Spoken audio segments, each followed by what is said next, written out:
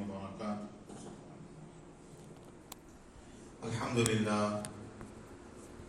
الحمد لله نحمده ونستعينه ونستغفره ونؤمن به ونتوكل عليه ونعوذ بالله من شرور أنفسنا ومن سيئات أعمالنا ونعوذ بالله من شرور أنفسنا ومن سيئات أعمالنا ونعوذ بالله من شرور أنفسنا ومن سيئات أعمالنا من يهده الله فلا مضل له ومن يضلله فلا هادي له ونشهد أن لا إله إلا الله وحده لا شريك له ونشهد أن سيدنا ونبينا ومولانا محمدا عبده ورسوله صلى الله عليه وعلى آله وأصحابه وأزواجه وذرياته وسلم تسليما كثيرا أما بعد فأعوذ بالله من الشيطان الرجيم بسم الله الرحمن الرحيم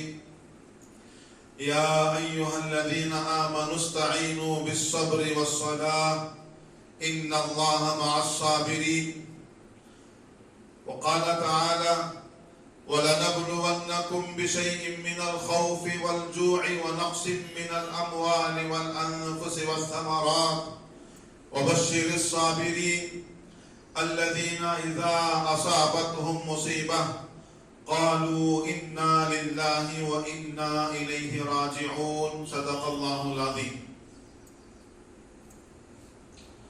تمام تعریفیں اس رب ذوالجلال کے لیے ہیں جو میرا اور آپ کا اور تمام جہانوں کا پالنہار ہے.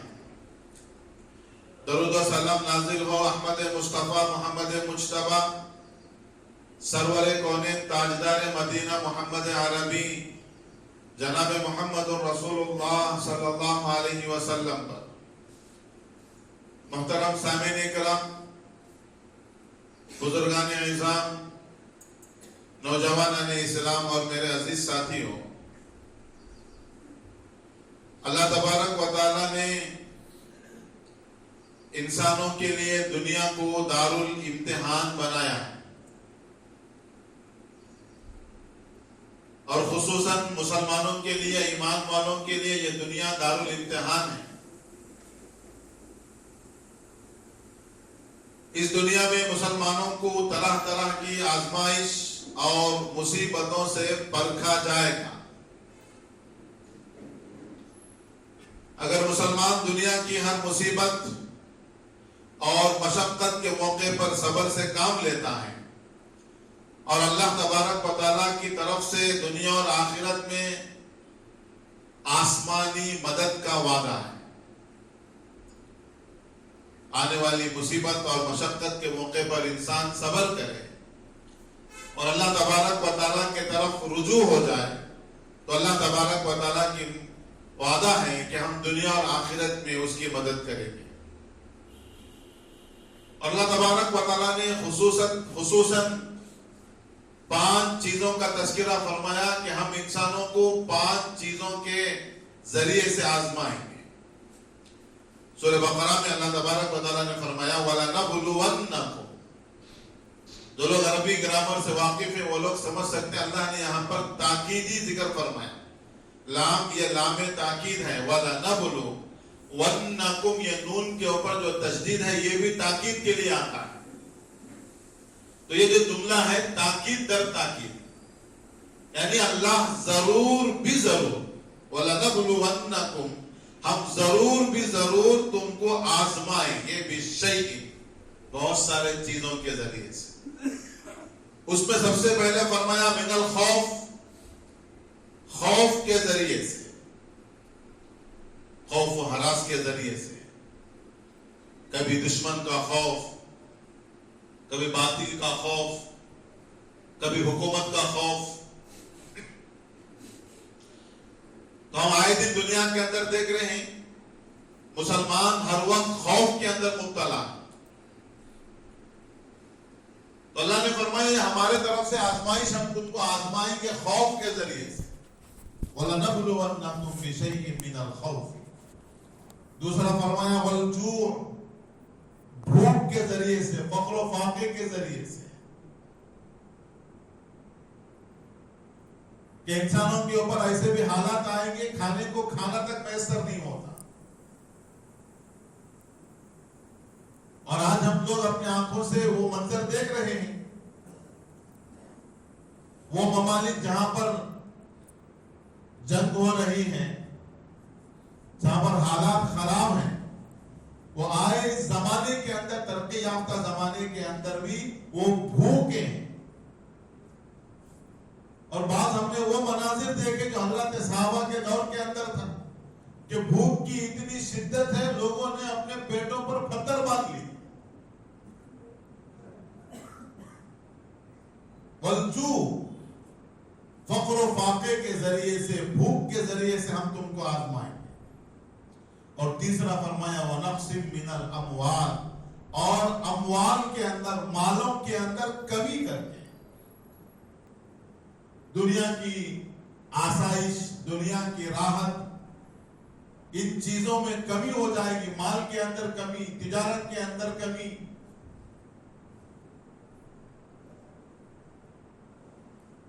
مسلمانوں کو ان تمام چیزوں سے گزرنا پڑے گا. اور ہم لوگ ہماری حالت دنیا کے اندر دیکھ رہے ہیں, معیشت کے اعتبار سے مسلمانوں کی کیا حالت ہے. اور ہمارے ملک کے اندر مستقل ایک سازش ہے مسلمانوں کو پیچھے ڈھکلنے اور ان کو مالی طور پر کمزور کرنے کے لیے. وَنَقْصٍ مِّنَ الْأَمْوَالِ, ہم آزمائیں گے مالوں کی کمی کے ذریعے سے. وَالْأَنفُسِ, اور جانوں کی کمی کے ذریعے سے, جانی نقصانات کے ذریعے سے. کہیں کوئی حادثہ ہو گیا, کہیں کچھ حادثہ ہو گیا, کہیں پانی کا حادثہ, کہیں زمین کے ہٹنے کا حادثہ, کہیں زلزلوں کا حادثہ. اللہ کے نبی نے فرمایا علامت قیامت کے اندر یہ بھی ایک علامت ہے, اموات کثرت کے ساتھ ہوں. ہم دیکھتے ہیں اخبارات کے اندر سب سے زیادہ جو اخبارات ملتے ہیں وہ اموات کے ملتے ہیں. وَنَقْصٍ مِّنَ الْأَمْوَالِ وَالْأَنفُسِ, مالوں اور جانوں کے اندر کمی کر کے. وَالثَّمَرَاتِ, اور آگے فرمایا باغات اور کھیتی اور پیداوار کے اندر کمی کر کے.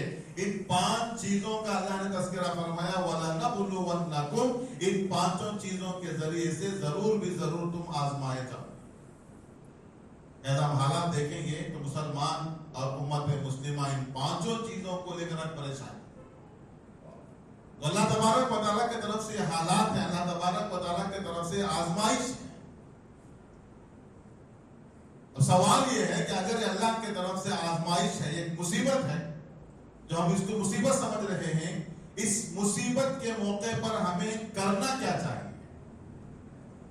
اس مصیبت کے موقع پر ہم اللہ تبارک و تعالیٰ سے مدد کیسے مانگنی چاہیے؟ اللہ تبارک و تعالیٰ نے اس کا تذکرہ فرمایا کہ ان حالات کے اندر, ان مصیبتوں کے اندر, ان پریشانیوں کے اندر اللہ تبارک و تعالیٰ کی طرف رجوع پہلا کام. پہلا کام ہمیں اللہ کی طرف رجوع کرنا اور صبر ہے.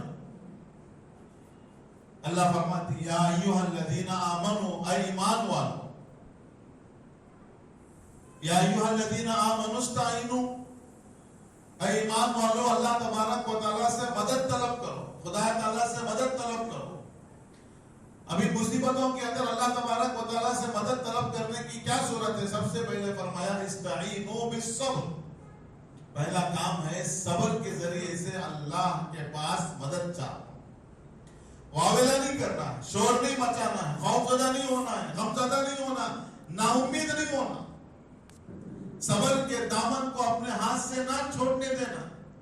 استعینوا بالصبر, پہلے آنے والی مصیبتوں پر صبر کرنا سیکھو. حالات یہ صرف اس امت پر, اس حالات پر نہیں آ رہے. اللہ تبارک و تعالیٰ نے ہر دور کے اندر حالات لائے. حضرات صحابہ کے دور کے اندر بھی حالات آئے اور حضرات صحابہ نے صبر کی کیسی مثال پیش کی. اور امت مسلمہ کے اوپر سب سے بڑا مصیبت کا دن وہ رسول اللہ صلی اللہ علیہ وسلم کے وصال کا دن تھا. حضرت صحابہ فرماتی اتنا بڑا مصیبت کا دن ہم نے نہیں دیکھا جب اللہ کے نبی کا وصال ہوا ہے اس دن سے بڑھ کر. جب معلوم ہوا رسول اللہ صلی اللہ علیہ وسلم کا وصال ہو گیا. حضرت عائشہ صدیقہ رضی اللہ تعالیٰ عنہ باہر آ کر کہیں کہ رسول اللہ صلی اللہ علیہ وسلم کا وصال ہو گیا. لوگ جہاں کھڑے تھے وہیں کھڑے کے کھڑے رہ گئے. حضرت علی رضی اللہ تعالیٰ عنہ جیسے سنا جہاں کھڑے وہیں بیٹھ گئے. حضرت عثمان غنی رضی اللہ تعالیٰ عنہ پر غم کا ایسا پہاڑ ٹوٹا ہے کہ ان کو کیا کہنا، کوئی بات نہیں ہو رہی. کوئی بات کر رہا ہے تو جواب دینے تک نہیں آ رہا. ایسی سکتے کی سی حالت.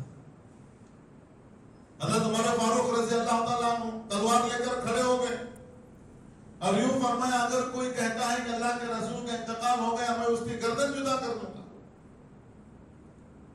ابو بکر صدیق رضی اللہ تعالیٰ عنہ اللہ تبارک و تعالیٰ رحم فرمائے، اللہ کے نبی کے ساتھ ہمیشہ رہنے والے. جب اللہ کے نبی صلی اللہ علیہ وسلم کی وصال کی خبر سنی، ابو بکر صدیق رضی اللہ تعالیٰ عنہ گھر کے اندر تشریف لائے اور اللہ کے نبی کے چہرے مبارک کو دیکھ کر اللہ کے نبی کے پیشانی کو بوسہ دیا اور باہر نکلا. دیکھے مصیبت کی حالت لوگوں پر برس رہی ہے.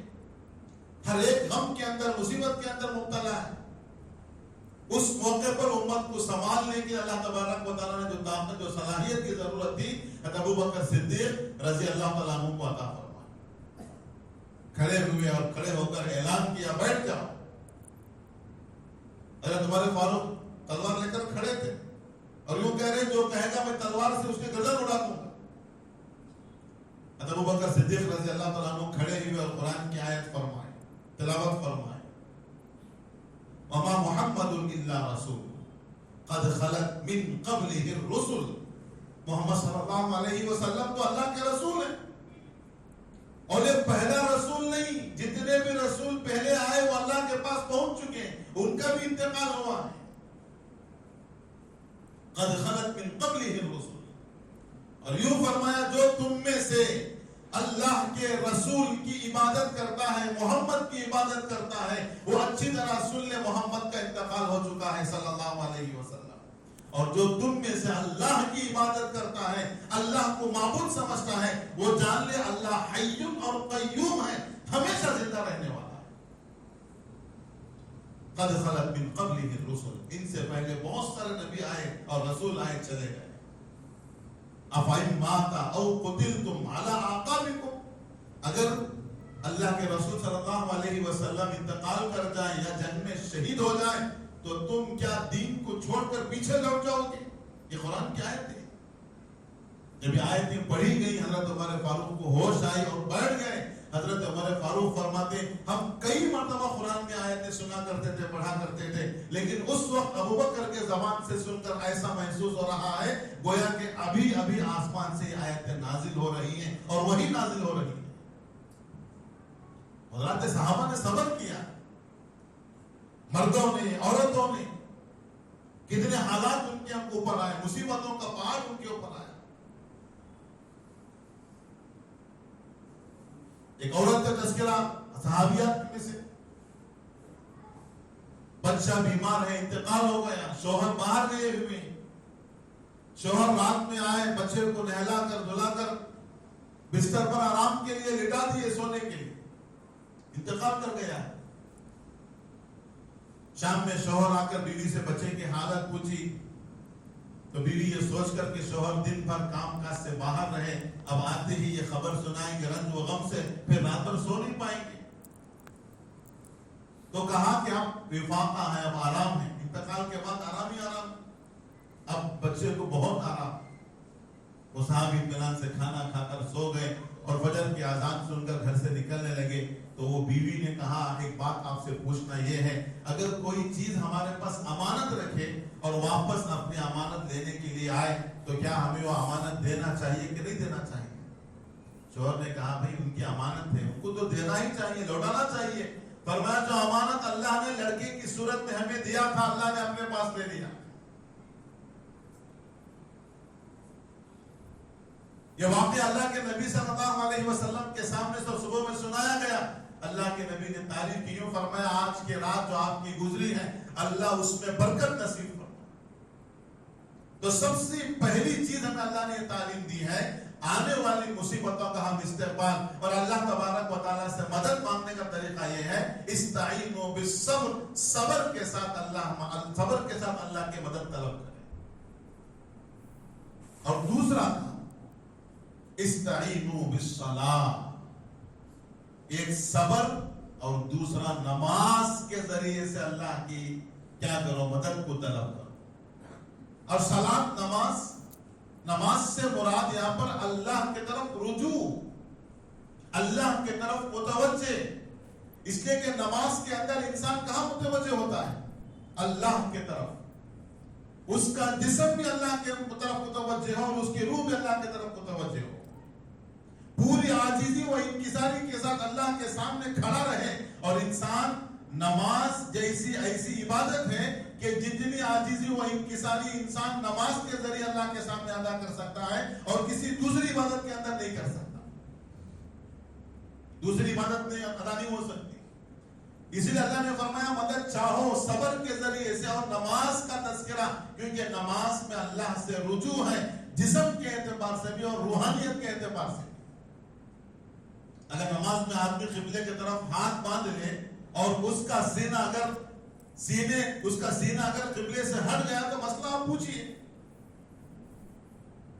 متوجہ ہوں بدن کے ساتھ قبلے کے طرف اور آپ کا سینہ اگر نماز کے دوران قبلے سے ہٹ گیا، یہی فتویٰ آپ کو ملے گا آپ کی نماز ختم ہو گئی، آپ اثر و نماز پڑھیں گے۔ کیوں؟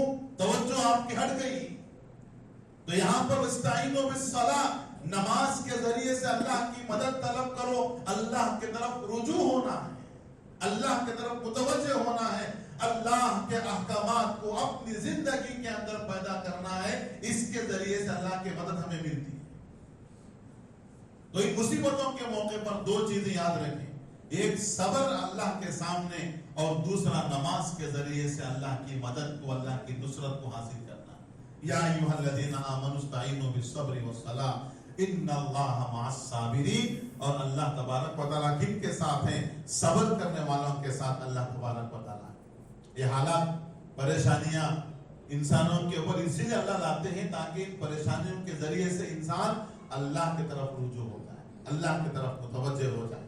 اللہ کہہ رہے ہیں وَلَنُذِيقَنَّهُم مِّنَ الْعَذَابِ الْأَدْنَىٰ دُونَ الْعَذَابِ الْأَكْبَرِ، ہم بعض مرتبہ بڑے بڑے مصیبتوں کے آنے سے پہلے چھوٹی چھوٹی مصیبتیں تمہیں دیتے ہیں، کیوں؟ تاکہ لعلہم یرجعون، تاکہ تم اللہ کی طرف رجوع ہو جاؤ۔ مصیبتوں کے اندر اللہ سے دور نہیں ہونا ہے، حالات کے اندر اللہ سے دور نہیں ہونا ہے۔ حالات انسانوں پر آتے ضرور ہیں، ان حالات کے اندر اللہ کی طرف متوجہ ہو کر اللہ سے مدد طلب کریں گے اور صبر کریں گے، اس کے ذریعے سے اللہ انسانوں کی مدد فرماتے ہیں۔ اب اللہ کے نبی نے فرمایا یہ مصیبتیں اور بلائیں، پریشانیاں یہ مسلمانوں کے ساتھ ہمیشہ لگی ہوئی، یہ آتی مسلمانوں کے اوپر حالات آتے ہیں۔ اور فرمایا مومن پر جب حالات آتے ہیں اس کی مثال اللہ کے رسول نے فرمایا کہ اس کھیتی کی طرح ہے۔ مسلمان کی مثال اس نفع بخش کھیتی کی طرح ہے۔ جب ہوا آتی ہے، آپ نے دیکھا ہوگا جو چھوٹی چھوٹی کھیتیاں ہوتی ہیں، جب ہوا چلتی ہے تو کیا ہوتی ہے؟ کبھی ادھر اور کبھی ادھر، درخت نہیں ہلتے، جو مضبوط درخت ہوتے ہیں وہ نہیں ہلتے۔ کھیتیاں کیا ہوتی ہیں؟ وہ چھوٹی ہوا چلے، زور سے ہوا چلے، وہ کیا ہوتی ہیں؟ ہمیشہ ادھر ادھر ہوتی رہتی ہیں۔ اللہ کے نبی نے فرمایا مومن کی مثال ایسی ہے کہ اس کے اوپر حالات آتے رہتے ہیں، کبھی ادھر سے کبھی ادھر سے۔ اور فرمایا اللہ کے رسول صلی اللہ علیہ وسلم نے منافق کی مثال ایسی ہے جیسے ایک مضبوط درخت کھڑا ہوا ہے، وہ ہوا کے ذریعے سے ہلتا نہیں ہے، جھکتا نہیں ہے، بلکہ اس کو جڑ سے کاٹ دیا جاتا ہے۔ ہوا اسے نہیں ہلاتی، لیکن کیا کریں گے؟ جب ضرورت پڑتی ہے تو اس کو جڑ سے کاٹ دیا جاتا ہے۔ تو اللہ کے نبی نے مومن اور ایک منافق کی علامت ذکر فرمائی کہ ایمان والوں پر حالات اللہ تبارک و تعالیٰ کی طرف سے آتے رہتے ہیں۔ یہ مسلم شریف کی روایت ہے۔ فرمایا مثل المؤمن مثل الزرع، مسلمان کی مثال اس کھیتی کی طرح ہے، لا تزال الريح يميل ولا، فرمایا کہ اس کھیتی کی طرح ہے جس کو ہوا ادھر ادھر ہلاتے رہتی ہے، وَلَا يَزَالُ الْمُؤْمِنُ يُصِيبُهُ الْبَلَاءُ، تو اسی طرح ایمان والے پر، مسلمانوں پر حالات اور پریشانیاں آتی رہتی ہیں. وَمَثَلُ الْمُنَافِقِ، اور منافق کی مثال كَمَثَلِ شَجَرِ الْأَرْضِ، وہ مضبوط درخت کی طرح ہے. صنوبر کا درخت جسے کہتے ہیں، سایہ دار درخت جسے کہتے ہیں، اس درخت کی مثال ہے. لا تہتز، وہ ہلتا نہیں ہے، حتی تستحصد، یہاں تک کہ اس کو جڑ سے کاٹ دیا جاتا ہے. اور جب اللہ تبارک و تعالیٰ کی طرف سے بڑا عجیب معاملہ ہے. ایمان والوں پر جب حالات اور مصیبتیں، پریشانیاں آتی ہیں، اللہ کا نظام ایسا ہے، اب جب حالات اس کے اوپر آئیں، اب وہ ایمان والے صبر کریں اور اللہ تبارک و تعالیٰ کی طرف رجوع کریں، اللہ سے مدد مانگیں. ان کے آنے والے حالات اور مصیبتوں پر بھی اللہ ایمان والوں کو اجر دیتے ہیں. اللہ تبارک و تعالیٰ آنے والے مصیبتوں اور پریشانیوں کے ذریعے سے ایمان والوں کو اجر و ثواب عطا فرماتے ہیں. احادیث میں ہے، حضرت ابو سعید خدری رضی اللہ تعالیٰ عنہ ایک مرتبہ اللہ کے رسول صلی اللہ علیہ وسلم کی خدمت میں حاضر ہوئے. اللہ کے نبی ایک مضبوط موٹا کمبل اوڑے ہوئے بیٹھے ہوئے، بخار کی حالت ہے، شدت سے اللہ کے نبی کو بخار ہے. ابو سعید خدری فرماتے ہیں جب میں اللہ کے نبی کے پاس گیا، ایک اللہ کے نبی جو ہے وہ کمبل اوڑے ہوئے بیٹھے ہوئے ہیں، میں نے اپنا ہاتھ اللہ کے نبی کے کمبل کے اوپر رکھا تو اتنی زیادہ بخار تھی کہ وہ بخار کی جو حرارت ہے وہ کمبل کے اوپر سے ظاہر ہو رہی ہے، جسم کو نہیں، کمبل کو چھونے سے بھی وہ حرارت محسوس ہو رہی ہے. تو انہوں نے پوچھا، یا رسول اللہ آپ کو تو اتنی شدت کی بخار، اتنی شدت کی بخار. اللہ کے نبی نے فرمایا انبیاء کے ساتھ اللہ کی طرف سے یہی معاملہ ہوتا ہے. ہم لوگوں کو بہت زیادہ شدت اور مصائب کے اندر اور اللہ کی طرف سے مبتلا کیا جاتا ہے. اور آگے اللہ کے نبی نے فرمایا اجر بھی ہمیں اسی طرح دیا جاتا ہے. جیسی شدت کے ساتھ مصیبت اور بیماری مجھ پر آئی ہے، اجر کے اعتبار سے بھی اللہ تبارک و تعالیٰ ہمارے ساتھ ایسا ہی معاملہ فرماتے ہیں. پھر آگے ابو سعید خدری رضی اللہ تعالیٰ عنہ اللہ کے نبی سے پوچھا، یا رسول اللہ ای الناس اشد بلا، لوگوں میں سب سے زیادہ بلا اور مصیبتیں، پریشانیاں کس پر آتی ہیں؟ اللہ کے نبی نے فرمایا الانبیاء، سب سے زیادہ حالات اور پریشانیاں، اشد البلا، سب سے زیادہ حالات وہ انبیاء پر آتے ہیں. پھر آگے پوچھا ثم من، پھر کس پر آتے ہیں؟ فرمایا ثم الصالحون، پھر اللہ کے جو نیک بندے ہوتے ہیں ان پر بھی اسی طرح حالات اللہ تبارک و تعالیٰ لاتے ہیں.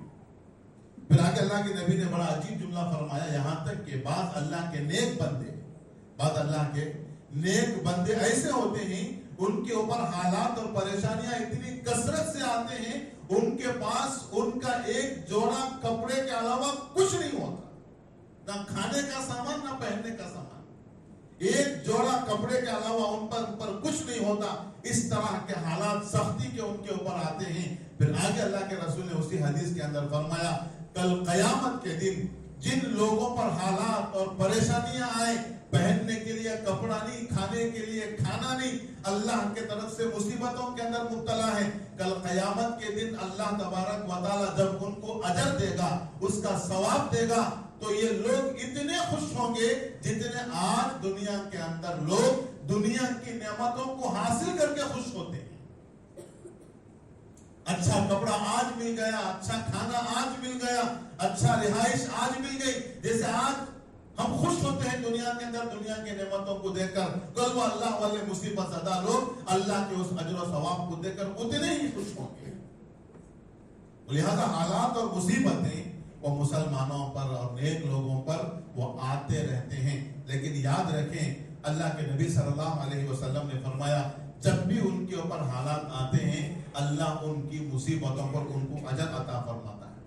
حدیث پاک ہے، بخاری شریف کی روایت ہے، اللہ کے نبی نے فرمایا ما من مسلم یصیبہ اذى شوکۃ فما فوقها، اگر تم میں سے کوئی ایک مسلمان اسے کوئی پیر کے اندر کانٹا چبھ جاتا ہے، پیر کے اندر ایک کانٹا لگ جاتا ہے، کانٹا چبھ جاتا ہے، فما فوقها، یا اس سے بھی کم، چھوٹا کانٹا لگ جائے یا اس سے بھی کم اگر اس کے اوپر حالات آتے ہیں، مصیبت آتی ہے، الا کفر اللہ بها، اللہ تبارک و تعالیٰ اس کی وجہ سے اس کے گناہوں کو مٹا دیتے ہیں. کما یحط الشجرۃ ورقھا، جیسے بعض مرتبہ درخت سارے پتے گرا دیتا ہے، ایسے اس کے سارے گناہ اس کے نام اعمال سے ختم ہو جاتے ہیں. ایک کانٹا بلکہ وما فوقہا، کانٹے سے بھی چھوٹی چیز اگر اس کی کوئی مصیبت پہنچتی ہے تو اس پر پریشان اگر وہ ہوتا ہے تو اس پر اللہ تبارک و تعالیٰ اس کے ذریعے سے گناہوں کو معاف فرماتے ہیں. اور ایک حدیث میں اللہ کے نبی نے باقاعدہ کئی جملے ذکر فرمائے، یہ بھی بخاری اور مسلم شریف دونوں کے اندر یہ حدیث موجود ہے. حضرت ابو سعید خدری روایت فرماتے ہیں اللہ کے رسول صلی اللہ علیہ وسلم نے فرمایا ما یصیب المسلم من نصب، اگر کسی مسلمان کو نصب نون صاد با کے ذریعے سے نصب پہنچتا ہے، نصب کہتے ہیں جسمانی تھکاوٹ،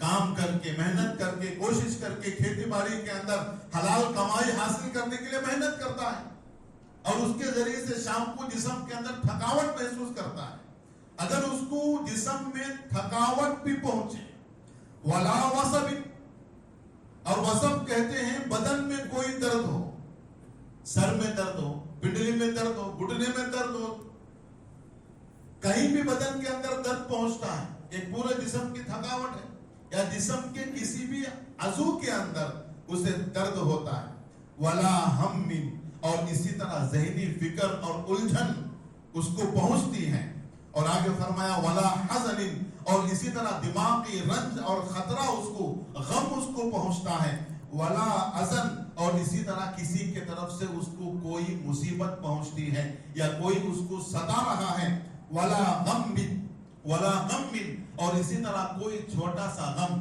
یہ 5 چیز اللہ کے نبی نے ذکر فرمایا، نصب، وصب، ہم، حزن، عذاب. یہ اگر 5 چیزوں میں سے کوئی ایک چیز اگر کسی مسلمان کو پہنچتی ہے، حتی الشوکتی، یہاں تک کہ ایک چھوٹا سا کانٹا ہی صحیح، اللہ تبارک و تعالیٰ اس کے ذریعے سے اس کے گناہوں کو معاف فرما دیتے ہیں. تو ایمان والوں کا بڑا عجیب معاملہ، حالات اللہ لاتے ہیں، ان حالات پر اللہ تبارک و تعالیٰ اس کی بخشش کا سامان مہیا کرتے ہیں، اس کی مغفرت اور اس کے گناہوں کو پاک فرماتے ہیں. اسی وجہ سے ہم لوگوں کو یہ تعلیم ہے، یاد رکھیں ہم لوگوں کو یہ تعلیم ہے، ہم اگر اپنے آنکھوں سے کسی مصیبت زدہ، کسی تکلیف زدہ کو ہم دیکھیں تو دیکھ کر خوش نہیں ہونا، مطمئن نہیں ہونا. کسی کو تکلیف کے اندر دیکھ کر ہمیں اگر خوشی ہو رہی ہے یہ اچھی بات نہیں ہے. فرمایا اللہ کے رسول نے حدیث پاک کے اندر ترمذی شریف کی روایت ہے، لا تظہر الشماتہ، کسی کو تکلیف کے اندر دیکھ کر اپنے آپ کو خوشی محسوس مت کرو، اگرچہ ہمارا دشمن ہے، دشمن پر آئے ہوئے مصیبت کو دیکھ کر بھی خوش مت ہو، کیونکہ اللہ کا عذاب جب آتا ہے، اللہ کا عذاب ایسی چیز ہے ہم اللہ کے عذاب سے کسی وقت مطمئن نہیں رہ سکتے. ارے بھئی آج اس پر آیا ہے ہم آرام سے رہیں، اللہ کا عذاب وہ اطمینان سے رہنے کی چیز نہیں ہے. ان عذاب ربک غیر مامون، اللہ نے فرمایا آپ کے رب کا عذاب یہ مطمئن کرنے کی چیز نہیں ہے، مطمئن رہنے کی چیز نہیں ہے، بڑی ڈرنے کی چیز ہے. تو فرمایا لا تظہر الشماتہ، کسی تکلیف اور مصیبت زدہ کو دیکھ کر خوش مت ہو. آپ کے بھائی پر جو مصیبت آئی ہے اس کو دیکھ کر خوش مت ہو، کیا معلوم فیرحمہم اللہ، اللہ اس پر رحم کرے اور اس مصیبت، اس بیماری، اس تکلیف سے اس کو آزاد کر دے. اور آگے فرمایا وَيَبْتَلِيكَ، اور تجھے مبتلا کر دے. اس کی مصیبت کو دیکھ کر ہم خوش ہو رہے ہیں، اللہ کے لیے کوئی دیر نہیں ہے، اللہ اس کی اس مصیبت کو دور کرے، ہم وہی اس مصیبت کے اندر مبتلا کر دیں. اور اللہ کا قانون یہ ضابطہ ہے، یہ قانون یہ ضابطہ ہے، یاد رکھیں. اسی وجہ سے فرمایا اللہ کے رسول نے کسی مسلمان کو، کسی مومن کو اس کے گناہوں کی آر مت دلاؤ. گناہ ہو جاتا ہے، انسان ہے، اگر کوئی گناہ ہو گیا، چھوٹی موٹی غلطی ہو گئی، بار بار آر دلانا، بار بار ٹوکنا، بار بار شرمندہ کرنا. کسی ایمان والے کو اس کے گناہ پر اسے شرمندہ آر مت دلاؤ. اگر تم کسی کو اسی طرح شرمندگی کرو گے، آر دلاؤ گے، اللہ تمہیں اس وقت تک موت نہیں دے گا جب تک تم کو اس گناہ کے اندر مبتلا نہ کر دے. اس لیے مصیبت زدہ لوگوں کو دیکھ کر ہمیں خوش نہیں ہونا ہے، मुसीबत ज़दा लोगों को देखकर हमें खुश नहीं होना है, बल्कि हमें यह तालीम है कि हम उनकी मदद करें और उनके लिए दुआएं करें, उनके लिए दुआएं करें। आयशा रज़ी अल्लाह ताला अन्हा अपने ज़माने के अंदर हज के सफर में मीना के अंदर हैं और बाद लोगों को देखा कि वो खिलखिलाकर हंस रहे हैं। आयशा ने पूछा रज़ी अल्लाह ताला अन्हा, क्या बात है, किस बात पर आपको हंसी आ रही है? तो वो कहने लगे, देखो वो फला आदमी है, अभी जा रहा था, वो जो खीमे लगाते उसकी रस्सी खीमे को जमीन पर घसीट कर बांध दिया जाता, तो उसने बिना देखे ऐसी ठोकर खाई और ऐसा गिरा, करीब था कि उसकी गर्दन टूट जाती। ऐसा ठोकर खाया है, करीब था कि उसकी गर्दन टूट जाती, इस तरह वो गिरा है। तो उसके उस गिरने को देखकर हम हंस रहे हैं। आयशा सिद्दीक़ा रज़ी अल्लाह तआला अन्हा ने फरमाया, किसी को मुसीबत को देखकर, किसी गिरने वाले को देखकर हंसना नहीं है। अल्लाह तबारक व तआला उसे जरिया बनाकर उसके गुनाहों को माफ फरमा रहा है,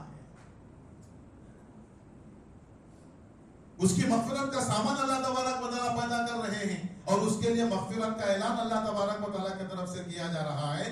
इसलिए फरमाया हम लोगों को ये सबक ये है, आने वाली मुसीबत ज़दा लोगों को देखकर हमें खुश नहीं और मुतमईन नहीं होना है।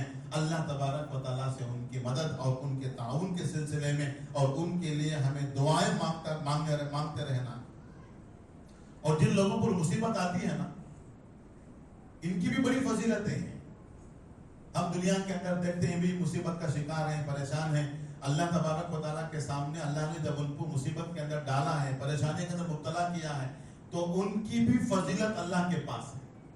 हदीस पाक में है, अल्लाह के रसूल सल्लल्लाहु अलैहि वसल्लम ने फरमाया, कल क़यामत के दिन युक्ता बिश्शहीद यौमल क़ियामती फयुनसबु लिल हिसाबी, शहीद को पेश किया जाएगा। शहीद जो अल्लाह के रास्ते में अपनी जान कुर्बान कर चुका है, ऐसे शहीद को कल क़यामत के दिन अल्लाह के सामने पेश किया जाएगा। तो शहीद के लिए भी अल्लाह तबारक व तआला फयुनसबु बिल हिसाब, हिसाब किताब करेंगे, मीज़ान क़याम करेंगे। वयुक्ता बिल मुतसद्दिक़, और सदका करने वाला, कसरत से सखी, उसको अल्लाह के सामने कल पेश किया जाएगा। फयुनसबु लिल हिसाबी, उस सखी के लिए भी अल्लाह तबारक व तआला हिसाब के लिए मीज़ान क़याम करेंगे। आगे सुनो, सुम्मा युक्ता बि अहलिल बलाई, फिर अल्लाह तबारक व तआला के सामने मुसीबत ज़दा लोगों को पेश किया जाएगा।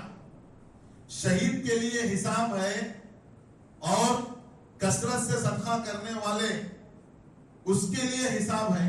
फिर तीसरे नंबर पर सुम्मा युक्ता बि अहलिल बला, मुसीबत ज़दा लोगों को अल्लाह तबारक व तआला के सामने पेश किया जाएगा। वला युनसबु लहुम मीज़ानुन वला युनशरु लहुम दीवानुन, अल्लाह के नबी ने फरमाया, ना उनके लिए मीज़ान है, ना उनके लिए नामे आमाल। क्यों? अल्लाह की तरफ से दुनिया के अंदर मुसीबत के अंदर थे, मुब्तला थे, परेशानियां थी, अब उनके लिए ना हिसाब और किताब है, ना उनके लिए नामे आमाल है। वला युनशरु लहुम दीवान वयुसब्बु अलैहिमुल अज्रु सब्बन, उनको अल्लाह तबारक व तआला सामने खड़ा करके अज्र सवाब ऐसा उनके ऊपर अल्लाह बहाएगा, ऐसा अज्र सवाब अल्लाह तबारक व तआला उनके ऊपर बहाएगा।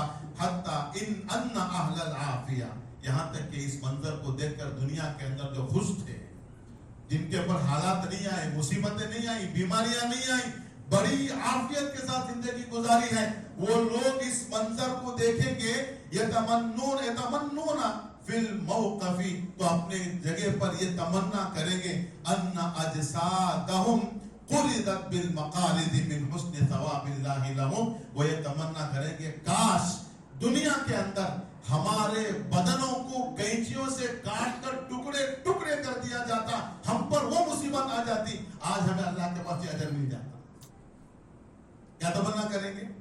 हमें दुनिया के अंदर कैंची के जरिए से हमारे बदन को काट काट कर टुकड़े कर दिया जाता, इतनी बड़ी मुसीबत हम पर आ जाती। वो आज आ जाती तो अच्छा था। क्यों? आज हमें क्या मिलने वाला है? अल्लाह के सामने अजर और सवाब मिलने वाला है। तो इसके लिए हम उनको देखकर खुश नहीं होना है, बल्कि हमें मुसीबत अदा दो लोगों को देखकर अल्लाह की तरफ मुतवज्जे होना है, अल्लाह का सबसे पहले शुक्र अदा करना है। मुसीबत अल्लाह से मांगना नहीं है, अल्लाह से मुसीबत का सवाल ना करें। अगर कोई मुसीबत आ जाती है तो हम उस पर सब्र करें, अल्लाह की तरफ रुजू करें। अगर हम अपने आंखों से किसी मुसीबत ज़दा को देखें तो क्या करना है? अल्लाह के नबी ने एक दुआ जिक्र फरमाया, जब तुम किसी मुसीबत ज़दा को देखो, परेशान हाल को देखो, तो उसके देखकर दिल ही दिल के अंदर आहिस्ता से ये दुआ पढ़ो, الحمدللہ الذی عافانی مما ابتلاک بہ وفضلنی علی کثیر ممن خلق تفضیلا. تمام تعریفیں اس اللہ کے لیے ہیں جس نے مجھے اس مصیبت سے بچایا جس مصیبت میں تو مبتلا ہے. وفضلنی علی کثیر ممن خلق تفضیلا. اور اللہ نے اپنے مخلوق کے اندر مجھے فضیلت بخشی اور مجھے اس تکلیف سے بچایا ہے. اللہ کے رسول نے فرمایا اگر کوئی کسی بھی قسم کا مصیبت زدہ انسان ہے اس کو دیکھ کر دل ہی دل، سامنے نہیں پڑھنا، اگر سامنے پڑھیں گے اسے تکلیف ہو، دل ہی دل کے اندر یہ دعا پڑھیں گے. اللہ کے نبی نے اپنے سچی زبان سے فرمایا قیامت تک وہ انسان اس مصیبت کے اندر مبتلا نہیں ہوگا. جو مصیبت زدہ کو دیکھ کر یہ دعا پڑھ لیتا ہے قیامت تک وہ انسان اس مصیبت کے اندر مبتلا نہیں ہوگا. تو لہذا آنے والے جو حالات ہمارے سامنے چل رہے ہیں، ابھی بہت جگہ پر مسلمان پریشان ہیں، بہت ساروں پر حالات اور مصیبتیں آئی ہیں. ان مصیبت زدہ لوگوں کو دیکھ کر ہمیں یہ دعا پڑھنا ہے اللہ نے جو مصیبت ان پر لائی ہے اللہ کے لیے کوئی مشکل نہیں، لیکن ہمیں اللہ کی طرف رجوع ہونا ہے. اور اللہ نے آج ہمیں عافیت بخشی ہے، ہم اس پر اللہ تبارک و تعالیٰ کا شکر ادا کریں. اور دوسرا ہم یہ کام کریں ان مصیبت زدہ لوگوں کی ہم مدد کریں، ان کا ہم تعاون کریں، ان کے ہم کام آ جائیں. یہ ایک مومن کے دوسرے مومن پر یہ حق ہے کہ اس کی مصیبت کو دور کرنے کے لیے فکر کرنا.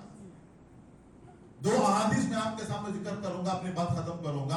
اللہ کے نبی نے کیا فرمایا کہ ایک مسلمان کا دوسرے مسلمان پر کیا حق ہے. فرمایا المسلم اخو المسلم، ایک مسلمان دوسرے مسلمان کا بھائی ہے. بلکہ اللہ کے نبی نے فرمایا امت ایک جسم کی طرح ہے. دنیا کے کسی بھی کونے میں رہنے والا مسلمان ہو وہ ہمارے جسم کا ایک حصہ ہے. جب وہاں تکلیف ہو، وہ پریشان ہو تو تکلیف مجھے بھی ہونی چاہیے. اگر وہاں پر درد ہو رہا ہے تو اس کے درد کے اندر میں بھی برابر شریک ہوں. ہم ایک جسم کی طرح ہیں. المسلم اخو المسلم، ایک مسلمان دوسرے مسلمان کا بھائی ہے. لا یظلمہ ولا یسلمہ، نہ وہ اس پر ظلم کرے، نہ اس کو ستائے، نہ اس کی جان کے اعتبار سے اور نہ ہی اس کے مال کے اعتبار سے، نہ ہی عزت کے اعتبار سے اس کو تکلیف پہنچانے کی فکر کرے. اور آگے فرمایا من کان فی حاجت اخیہ، جو اپنے کسی مسلمان بھائی کی حاجت کے اندر اس کی ضرورت کو پورا کرنے کے اندر لگ جاتا ہے، کان اللہ فی حاجتہ، اللہ اس کی حاجت کو پورا کرنے میں لگ جاتا ہے.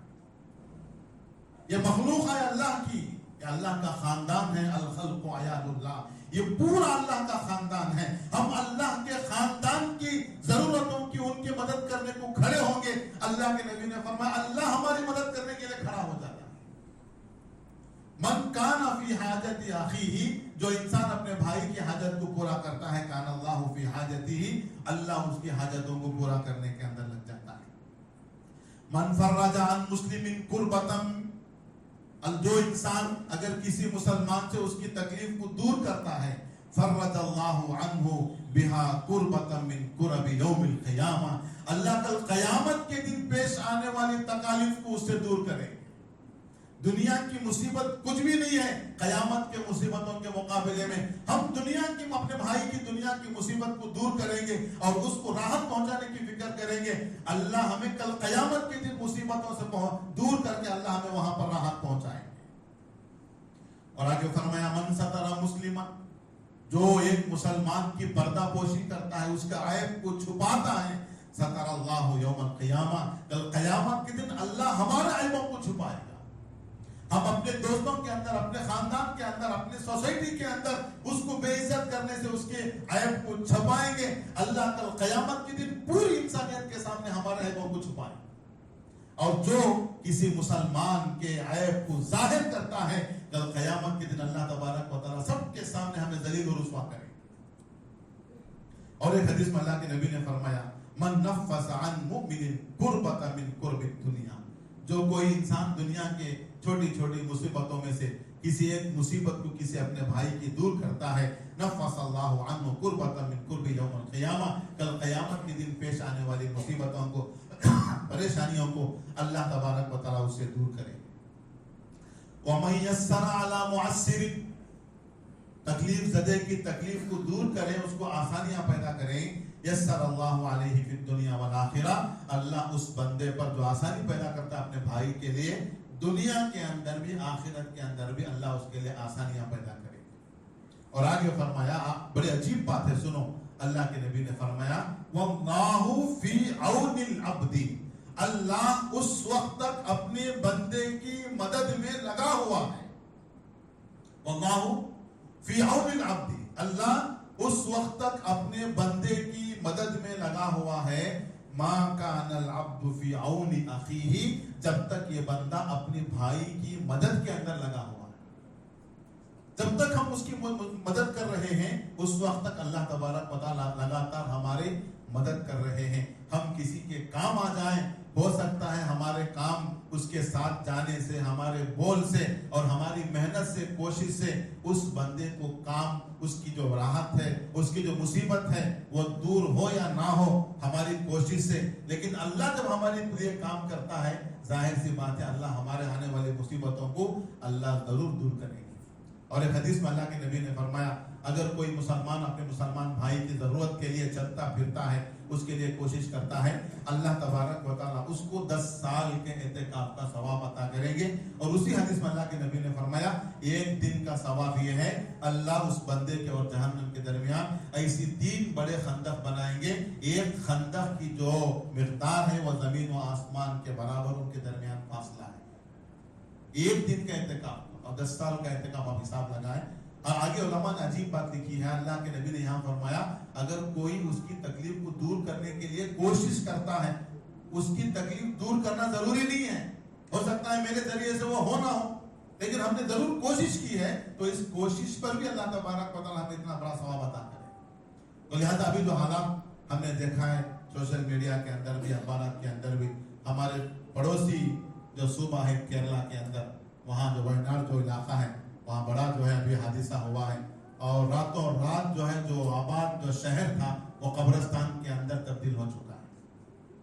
रात में खुशी खुशी आराम किए हैं, जब रात देर बाद जब वो हादसा हुआ, सुबह को उठ रहे हैं तो पूरा गांव का गांव नजर नहीं आ रहा और पूरा गांव कब्रिस्तान के अंदर बना हुआ। 400 या 500 अफराद गायब थे, अभी 250 से 200 अफराद के अभी जो है वो जिस्म मिला है, और बाकी जहां है उसी जगह उनकी खबरें बनी हुई, जमीन के अंदर ऐसे ही धस गए हैं। अब असर नो वहाँ आबादकारी का काम है। और आप जानते हैं जमीयत उलमा हिंद, आपने नाम सुना है, कोई तारुफ की मोहताज नहीं है, ये हमारे इस मुल्क की सबसे कदीम तंजीम है, जो मुसलमानों के मिली मसाइल हो या उनके अपने ज़ाती मसाइल हो, उन तमाम चीज़ों को, ज़रूरतों को पूरी करने के लिए ये जमीयत उलमा हिंद माशाल्लाह पहले से भी वो मैदान के अंदर है और बड़े अच्छे तरीके से माशाल्लाह काम कर रही है। ये हमारे अकाबिरीन की कायम करता ये सबसे पुरानी तंजीम है, जो हमारे आज़ादी के ज़माने से पहले से भी तंजीम चल रही है, और इसके खिदमत माशाल्लाह आपके सामने हैं। और जमीयत के नुमाइंदे भी माशाल्लाह साल में एक मरतबा जब आपके सामने आते हैं रमज़ान मुबारक के अंदर, और आप माशाल्लाह हमारे यहाँ बड़ी खुश दिली के साथ आप उनका ताउन करते हैं। यही जमीयत उलमा की तरफ से आप लोगों को अपील की गई है कि वही केरला के वायनाड के इलाके के अंदर असर नौ तामीरात के लिए और वहाँ के लोगों के राहत रसानी के लिए माशाल्लाह एक जो निज़ाम आवाज़ चलाया गया है। आप हजरात से गुजारिश है, नमाजों से फारिग होकर जाते हुए उनके ताउन के लिए भरपूर जो है आप अपनी तरफ से ताउन करते हुए जाएं। उनके राहत के लिए बहुत सारी चीज़ें वहाँ पर ताउन के सिलसिले में हैं। अभी वहाँ पर जो मैदान के अंदर काम कर रहे हैं, उनके जरिए से हमने फोन पर राब्ता किया, ये बात हमारे सामने आई है कि खाने पीने के अशिया तो माशाल्लाह कई सारे जगह से पहुंच रहे हैं, लेकिन पहनने ओढ़ने की जो चीजें हैं वो बहुत ज्यादा कमी वहां पर हो रही है। जो खुसूसन रात में जो कंबल वगैरह हम इस्तेमाल करते हैं, उन कंबलात की बहुत ज्यादा कमी है। तो हमें उसको उन्होंने, हमारे जमीयत उलमा की यूनिट को उन्होंने कहा कि आप उसका ताउन करें तो बड़ा अच्छा रहेगा। तो आप अपने एतबार से माली ताउन भी है या आप अपने एतबार से राशन वगैरह भी पहुंचाना चाहते हैं, तो जमीयत उलमा के दफ्तर भी आपके सामने है, या हमारे यहाँ मस्जिद के अंदर भी आप लाकर क़याम लाकर दे सकते हैं, ताकि आपकी वो अमानत जो है वहां तक पहुंचाया जा सके। और दूसरा एक काम ये है, एक तो आप माली इमदाद करें, और दूसरा एक ऐलान ये है कि आप अगर जानी अगर ताउन करना चाहते हैं तो उसके लिए भी आपके लिए रास्ते मुहैया हैं। हमारे सामने बहुत सारे अफराद हैं माशाल्लाह, उनकी अलग अलग उनकी सलाहियतें हैं, تو اپنے اپنی صلاحیتوں کے اعتبار سے ایک ہفتہ یا 5 دن یا 3 دن جتنا آپ کے پاس وقت ہے آپ اپنا نام پیش کریں اور آپ کو ترتیب بنا کر جو ہے وہاں خدمت کے لیے جمعیت علماء کے پلیٹ فارم سے آپ کو بھیجا جائے گا.